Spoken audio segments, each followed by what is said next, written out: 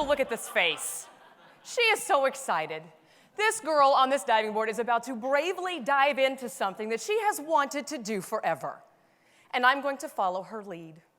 I am going to be brave with you today, and we're going to talk about the F word. And by F word, I mean feminism. Where did your brain go? I think I've been a feminist for as long as I can remember, but I didn't really know what it meant or what it stood for fighting. And so I remember I found my voice in college, and so did somebody else. In 1992, Talking Barbie said her first words. When she opened her mouth, she said, "Math class is hard." And I got real mad. And there's something you need to understand about Texas women. It's that when we get mad, we don't back away. We dig our heels in and we start to fight. And in that moment, those heels got planted and I owned my feminist identity. And I started to tell people about it. And when I championed it, I learned about a new definition of feminism. Man-hater, bra burner, feminazi. Evidently, I was hairy. And I really didn't understand the why behind what was going on. So much villainy associated with this word, it was blocking everything I was trying to accomplish. And it was confusing. But let's get real for a minute. When I said feminism, every one of you had a gut reaction, positive or negative, to that word. And in that instant, you made a judgment about me and my background and what I stood for, all based on a word. And why is that? The reality is feminism isn't just a word. It is a philosophy rooted in the principles of social justice, not societal hatred. There is no feminist I know that hates men or families or puppies or unicorns or burns bras, right? So I'm here to convince you why feminism is still important and vital. In 2014, women's roles are still decided for us and not by us. We are still tracked into careers that are gendered, and then after that career, we get home and we still do a majority of the housework. This is not equality, and feminism still works to fight that. And let's own this. There is still male privilege in the world. And gentlemen, I love you, but you still benefit from it every day. Patriarchal privilege still puts women in a less than role. And I'm here to tell you that feminism actually fights for the both and, not the either or. Are you ready for Hillary Clinton? Government's not. Government's not. We are 50% of the population and less than 20% of Congress and the presidential cabinet positions. And I guarantee you, when Hillary announces her candidacy, she will be judged more for her hair, her age, and what she's wearing than her intellect or experience, something that her male counterparts will never know. And speaking of appearance, less than 2% of women worldwide think they're beautiful.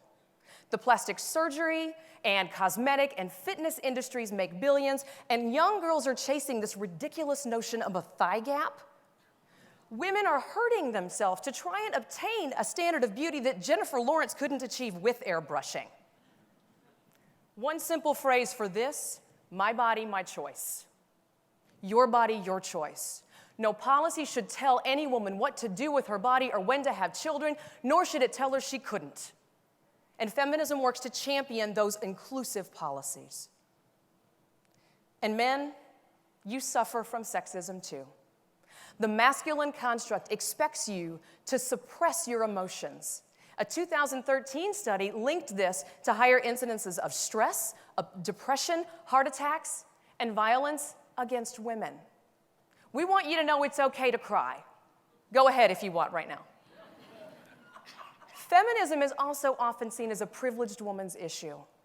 But real feminism, true feminism, understands all of the different intersections of identities and champions them all as they relate to gender. We get the intersection of identity and fight for it every day.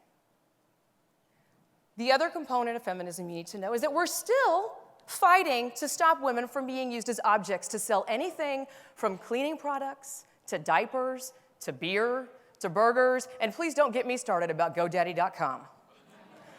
But here's the kicker. All of us in here, we still buy those products. And that is F-worded up. Speaking of another F word, we have gender norms ascribed to us about how we can speak and act. If I step up and I cuss or I'm assertive, I get marginalized, I get passed over, I get penalized for that. But if I ascribe to appropriate gender norms, the same thing happens. So I'm in a catch-22 here. And on a serious note, women every day are raped, harassed, assaulted, killed. The sex trafficking industry is at an all-time high. This should make us all a little bit sick to our stomachs.